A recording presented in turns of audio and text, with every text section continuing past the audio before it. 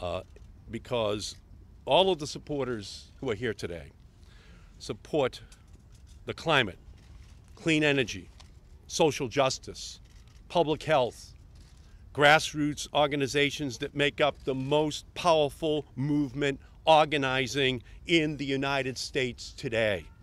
Never in our history have the interest of all Americans been so united on a single issue: climate change.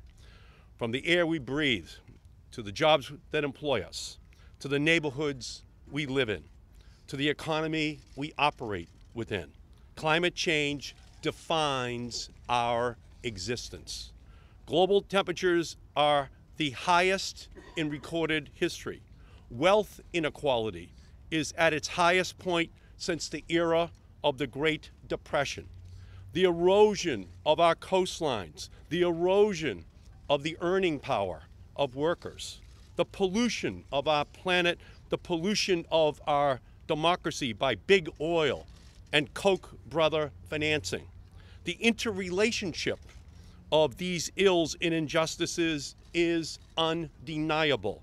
But the challenge is not insurmountable. It will only be through an historic, generational commitment to end climate change that we create the kind of democracy that works for all Americans. We will save all of creation by engaging in massive job creation within our country. We can deliver a Green New Deal for America.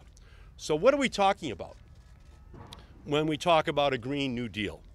When we talk about a Green New Deal, we are talking about jobs and justice. We are talking about the greatest blue-collar job creation program in a generation. We are talking about repairing the historic oppression of frontline and vulnerable communities which have borne the worst burdens of our fossil fuel economy. Because President Roosevelt was right when he said about his New Deal, statesmanship and vision, my friends, require relief to all at the same time. We're talking about an historic 10-year mobilization that will mitigate climate emissions, build climate resiliency. We have acted on this scale before, and we must do it again. We need massive renewable energy deployment: wind, solar, offshore wind, storage batteries for renewable electricity. Our energy future will not be found in the dark of a mine, but in the light of the sun. Energy efficiency, smart power grids, clean and affordable public transit, clean cars and manufacturing, and working with key industries to eliminate pollution. Today, we are putting forward a set of principles, not prescriptions, that will require leveraging new financing, providing new resources, and training, and using existing laws and new regulations to meet our 10-year goal. We can create high-quality jobs and enforce labor standards, guarantee rights to retirement security and health care, and conduct inclusive decision-making. There will be critics who will say this does not go far enough, or that this can never get done. These, of course, are the same cynics who said auto companies would never agree to raise fuel economy standards. The same naysayers who insisted that a global climate agreement in Paris was entirely impossible. I am continually comforted by their consistency. They have been consistently wrong. And the greatest climate denier of them all is in the White House, Donald Trump, a president who did not utter the words climate change or clean energy during his State of the Union 2 nights ago. On the most important issue facing this country, his State of the Union, Donald Trump's State of the Union, was silent. Every reason Trump and the deniers and the critics offer to give up is proof positive that we should push forward even harder. So the question isn't whether all Democrats can support this resolution. It is if any Republican will support this resolution. The question should not be if we can do it. The answer should be when we will do it.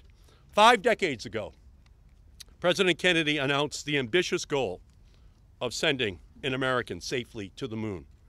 He didn't say how it would be done, but that we would do it.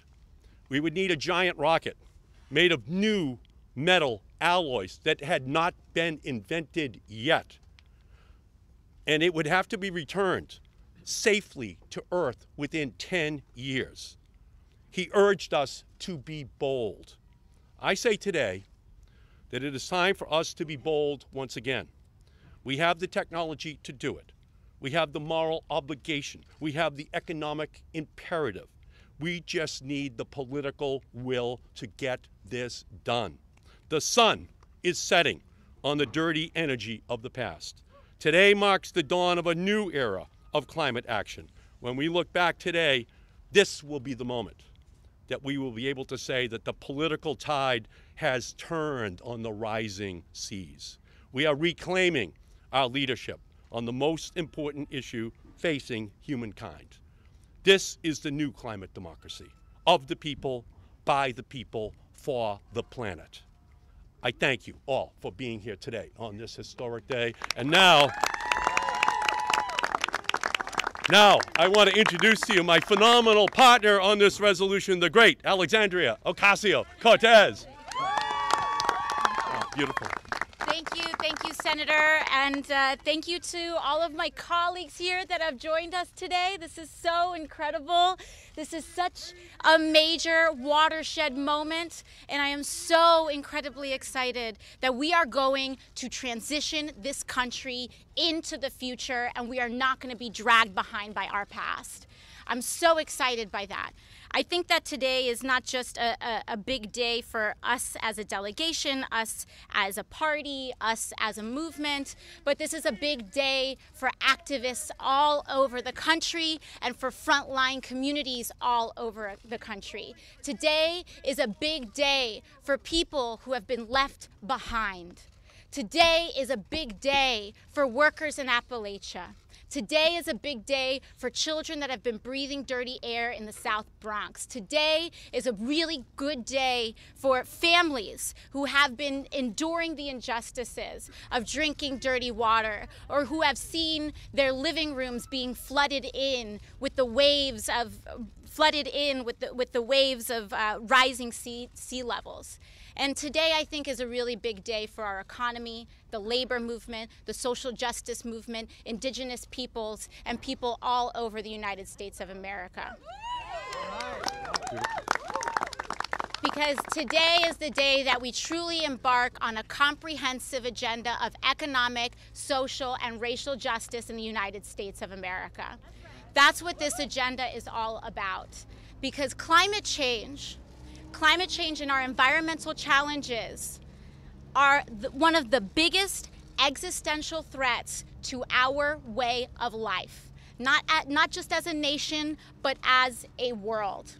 And in order for us to combat that threat, we must be as ambitious and innovative in our solution as possible. So what we are doing today, and in introducing these resolutions here today, is that it's not a bill. It is a resolution. And what this resolution is doing is saying this is our first step. Our first step is to define the problem and define the scope of the solution. And so we're here to say that small, incremental policy solutions are not enough. They can be part of a solution, but they are not the solution unto itself. There is no justice and there is no combating climate change without addressing what has happened to indigenous communities. That means that there is no fixing our economy without addressing the racial wealth gap. That means that we are not going to transition to renewable energies without also transitioning frontline communities and coal communities into economic opportunity as well. That is what this is about. It is comprehensive, it is thoughtful, it is compassionate, and it is extremely economically strategic as well. Today is also the day that we choose to assert ourselves as a global leader in transitioning to 100% renewable energy and charting that path. That means that we are not going to peg ourselves by the lowest standards of other nations. It doesn't mean that we're going to say, what about them? They're not doing it. What about them? They're not doing it. Why should we? We should do it because we should lead. We should do it because that is what this nation is about. We should do it because we are a country founded on ideals of a culture that is innovative, that cares for our brothers and sisters across this country. We should do it because we are an example to the world. That is why we should do it. And we need to save ourselves, and we can save the rest of the world with us. That is why we should do it. And that's why we define the scope of this resolution to be so broad and to be so comprehensive. Because we are outlining the Green New Deal, and in the spirit of Franklin Delano Roosevelt, we have the Green New Deal and we have Green New Deal projects. The Tennessee Valley Authority was a New Deal project that was part of a larger vision. And today we're laying down what that larger vision is. So when people say, what about this or what about that? The answer isn't, this is why it's not in here. The answer is, that is part of the solution too. And so I hope you all see that. I hope you all see the scope and the scale, because the solution is not going to come from just one congresswoman from the Bronx. It's not going to come just from one senator.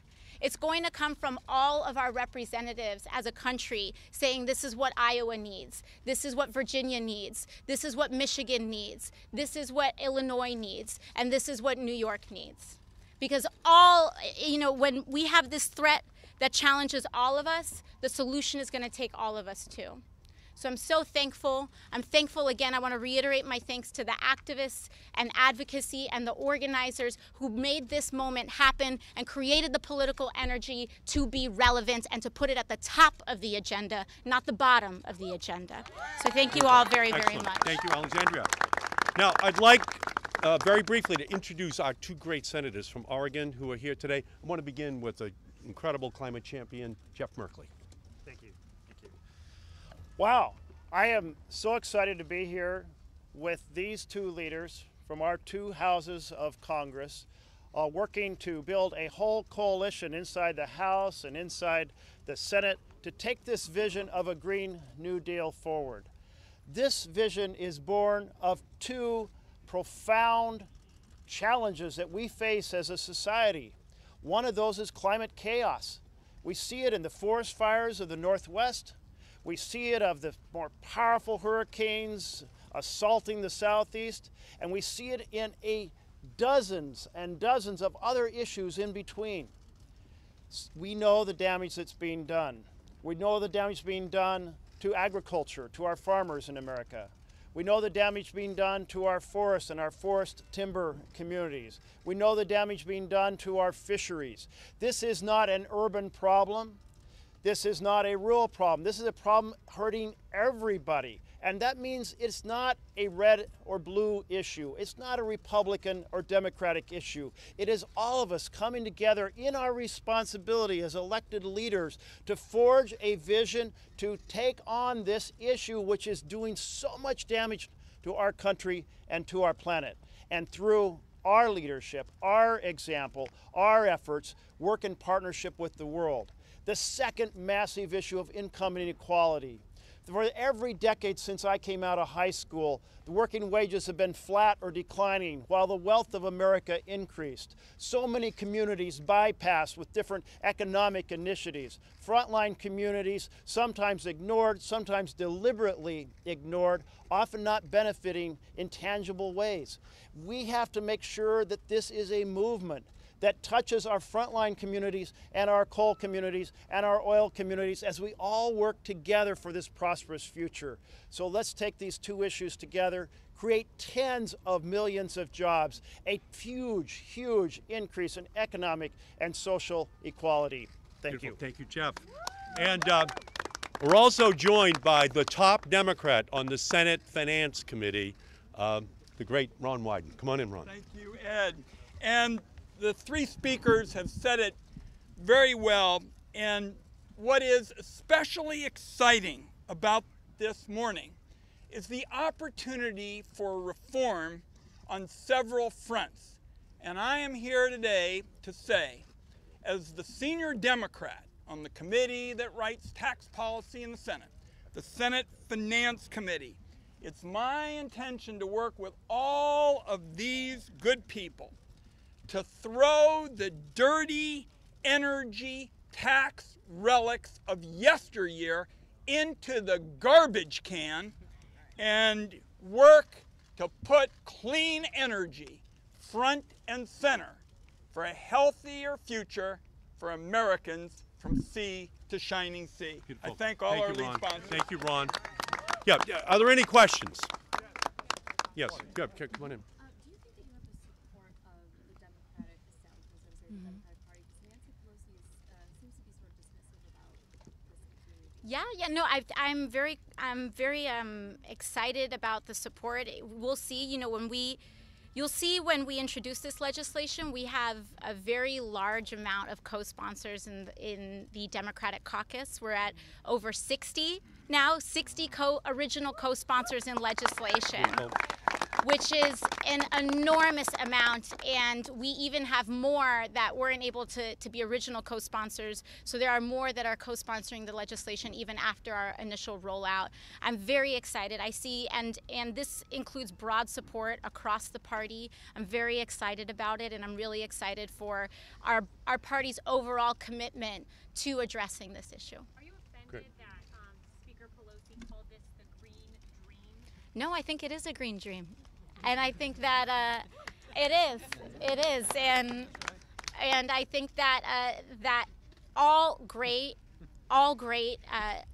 American programs, everything from the Great Society to the New Deal, started with a vision for our future. And I don't think that, I don't consider that to be a dismissive term. I think it's a great term. And there is no greater champion on climate change than Nancy Pelosi. That's right. I was the chair of the Select Committee on Energy Independence and Global Warming. There's no greater champion. And just at noontime today, she said she welcomes the enthusiasm of the backers of the Green New Deal. And that's what we have here. All issues go through three phases: political education, political activation, political implementation. So you're seeing the beginning of the education and activation phase, and ultimately we're going to have the legislative implementation phase of this program as well. Can you explain where the Green New Deal stands on nuclear power? There's just some confusion after an initial fact sheet went out that said there was no room for nuclear. Is that where you stand on this? The resolution is silent on any individual technology which can move us towards a solution of this problem. This is a resolution that does not have individual prescriptions in it. So it is silent, the resolution itself. So there was a fact sheet that said no nuclear coming from... That is not part of the resolution. Are there any Republicans you're talking to that have signaled any willingness to come aboard? And can you name any names? I won't name names, not trying to get anyone in trouble here early. But I do think, but I do think that it, when I do kind of speak to members of the Republican caucus, there are a few issues where they truly believe and express interest in coming together. And in addition to criminal justice reform and infrastructure, which this is in many ways an infrastructure bill as well, is the environment. And we are really starting to see that environmental and climate issues are issues that swing voters decide who they're going to cast their vote on. So I'm thrilled to say that there is interest. Congresswoman? Do you guys expect this will be offset by higher taxes? So do you want me? You go, yeah, please. So I think, and I spoke about this morning, is that I think that part of this is also really examining the role of government and what government is for. And I don't think that, I think it's important that we get away, and we also study our economic history, that government expenditure is not always just 100% offset by a tangible increase in that tax that same year. And so I think that we certainly saw we certainly see the Republican embrace of that with the tax cut bill, which does not generate economic growth. But I'm looking forward to really communicating that this is an investment. You know, for every $1 that we spend on infrastructure, we get a return on that investment. For every $1 that we spend on tax cuts, we get less than $1 back. And so this is about making smart investments, and this is about making investments that actually generate returns and not lying about the fact that they generate returns. They actually generate returns. And one thing we're going to fight for is to make sure that all the renewables, all electric vehicles, that they're getting the same tax rates that the fossil fuel industry has received for the last 100 years. That's a fight worth having, and they might consider that to be a tax increase, but that is something that we are going to try to remove from the tax rolls of our country. Question? Yeah, yes, right here. So, I mean, about a decade ago, you were leading a sweeping movement for cap and trade Yes. measures. It died in the Senate. It cost some members their districts. And are you worried at all that this will give Republicans, you know, a cudgel to beat up Democrats, that you're going too far left going into the 2020 election? Because the Congresswoman, do you have any assurance from Speaker Pelosi that this resolution will come to the floor? Okay. The difference between 2009 and 10 and today is the movement that has now been built, okay? We did not have that movement in 2009 and 10. This is now a voting issue across the country. The green generation has risen up, and they are saying that they want this issue solved, and they want the people who work in this building and occupy the White House to solve this problem. So this is going to enter the 2020 election cycle as one of the top 2 or 3 issues for every candidate on both sides for them to have to answer. And yes, that was the year the Koch brothers, that was the year Peabody Coal started to pour their millions into trying to create a climate where people did not believe in climate science. We now have the troops, we now have the money, we're ready to fight, okay? And so the difference between 2009 and 10 and today is we now have our army as well. Okay, you want to? Sure thing. And I think it's important to you know, just to reiterate on that as well, is that I think a lot of times when people say who lost elections on what, I often think they're wrong, just personally. I don't think that we lose elections by addressing climate change.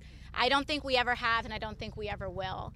I think that what this is really about is how ambitious we're going to be. And what I sense, at least in some portions of the country, is that people grow frustrated because they don't feel like we're being ambitious enough, and people grow frustrated by half measures and solutions that don't comprehensively and effectively touch their everyday lives. And on the other half of the issue, I want to reiterate what Senator Markey also said earlier, is that Nancy Pelosi is a leader on climate, has always been a leader on climate, and I will not allow our caucus to be divided up by silly notions of whatever narrative. We are in this together. We are 100% in this together. And we have different solutions and different mechanisms, different cars we got to drive to get there. But we got to take a lot of different paths. We have the Environmental Subcommittee on Oversight. We have the entire Energy and Commerce Committee. We have the Judiciary Committee that also is going to play a role in so many of these tangential effects. And it's going to take all of us doing it together. And I think that's the really important point to get across, because this issue faces all of us, and we are not going to get divided over it, period. We leave no one behind on our solutions.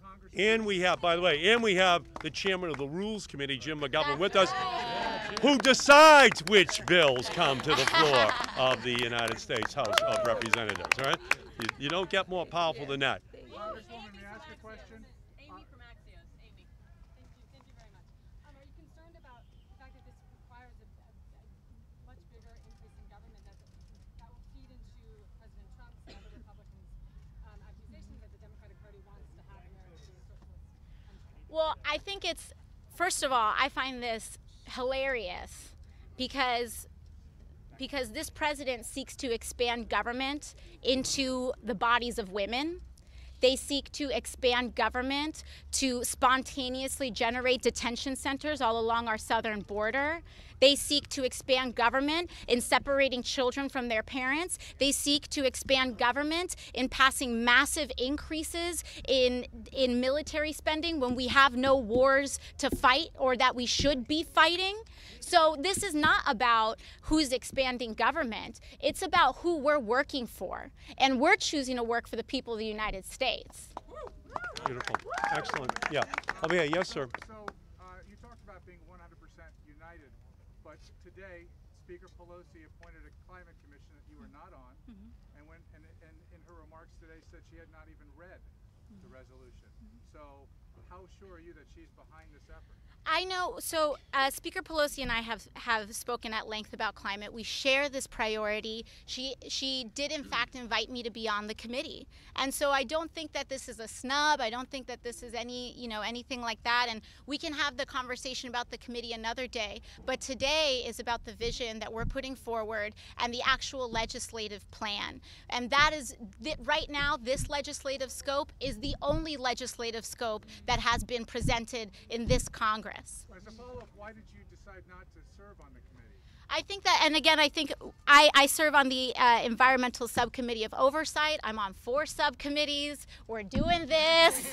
And additionally, the Select Committee is an investigatory body. And I'm really excited to support Representative Castor in her agenda in holding these hearings in frontline communities. And we also have, so they're tackling the investigative piece, and right now we're tackling the legislative piece. And just to go back, just to the Waxman-Markey bill in 2009, it could not have passed without Nancy Pelosi on the floor of the House of Representatives, and it reduced greenhouse gases by 80% by the year 2050. The reason we're here now is that our scientists are now saying to our president, that is federal government scientists are now saying to their own president in defiance of his views on climate science, that it's even more urgent that we act sooner. The UN scientists are saying the same thing. So there's no question that Nancy Pelosi was the champion and will continue to be the champion to put together the team on every legislative committee to produce the legislation to solve this problem. And by the way, we have 3 members of the Select Committee here right now with us. Beautiful. So give them a big round of applause. Beautiful. Beautiful. Beautiful. And we've got Energy and Commerce here too. So. Excellent. Yes. Yes, sir. The more important Democrats hold Congress and the presidency in 2021, but don't have a filibuster to prove 60 seats in the Senate. Should they eliminate the filibuster to pass this legislation and begin addressing what you call the most serious problem facing our country? That would be a good problem to have. That would be an excellent discussion that we will have to have. My own feeling is that this is going to be such a powerful issue in the 2020 election cycle that we're going to have the Republican support all across the country to pass it with 60 votes and a supermajority in the House as well. That's what this mobilization is all about. Senator Markey, what is your legislative timetable given the urgency that you talked about? Are you aiming for early 2021 here, or do you hope to have actual legislation done in this term? No, I believe that we're going to start in the House to look at all of the options that are available to deal with this issue, and I think we'll start to see bills that are developed. Over in the Senate side, you already heard Ron Wyden talk about Senate Finance in terms of the development of smart ways in which we can advance the renewable energy agenda in our country. So it begins now. Okay, there's a mobilization which has begun. There's Congress is a stimulus response institution. There's nothing more stimulating than tens of millions of people who are saying we want something done now, and they don't mean 2021, they mean right now. Yeah, right over here.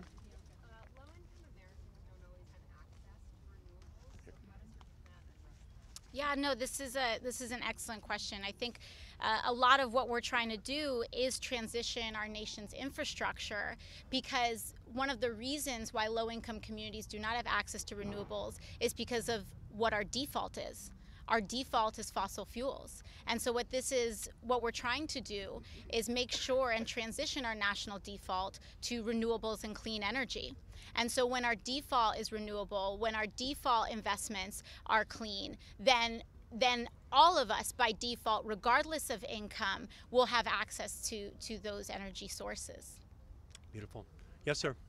What specific plans do you have to make this a palatable plan for fossil fuel dependent communities and economies like Appalachia if you're going to make this a national program? Okay, do you want to take it? Yeah. Sure.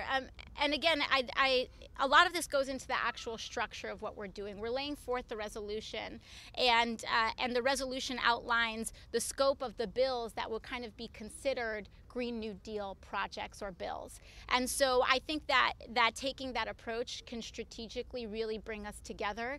One of those things that I'm really looking forward is figuring out how we fully fund coal miners' pensions, because it is that economic fear that is kind of preventing us from transitioning. So we are placing the workers in those communities, not the fossil fuel corporations, but the interests of the workers first. And I know that we all have a commitment to making sure that we are not putting one type of energy forward at the expense of a community's way of life. And so I look forward to cleaning the water in West Virginia. I look forward to working with grassroots activists in making sure that we are protecting the environment in West Virginia and making sure that all of those pensions get fully funded, their wages get higher, and that they have a sustained way of life.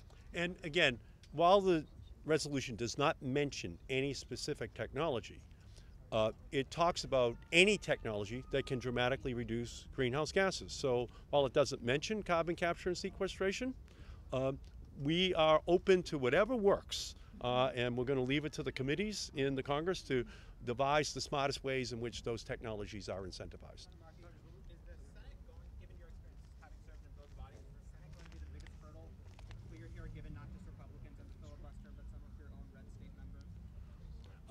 Well, it's pretty clear that in 2010, the Waxman-Markey bill died on the Senate floor, and it never really came to a vote. So without question, there's a lot of energy that is in the House of Representatives, but I am very confident that this movement is going to grow so large and so powerful that we're going to find Republican senators who are going to want to work across the aisle to produce solutions. And if not, it's going to become a voting issue in the 2020 election cycle. Okay, last question. Yes, sir.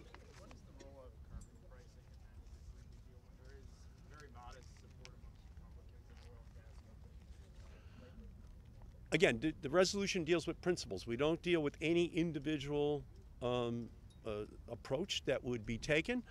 That's for the debate now to open up wide so we can find the smartest ways of going, but to make sure that any taxes are also fair to poor people in our society as well. A lot of times that was never a consideration, that the poorest pay the most. So we're very concerned about that, but it doesn't mention any one of those specific approaches in the legislation. Thank you all so much for being here. Thank you. Okay, good.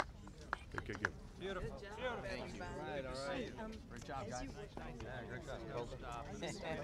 My fellow young-looking members. I think when we were working on the resolution, there were times when your staff. Okay, good.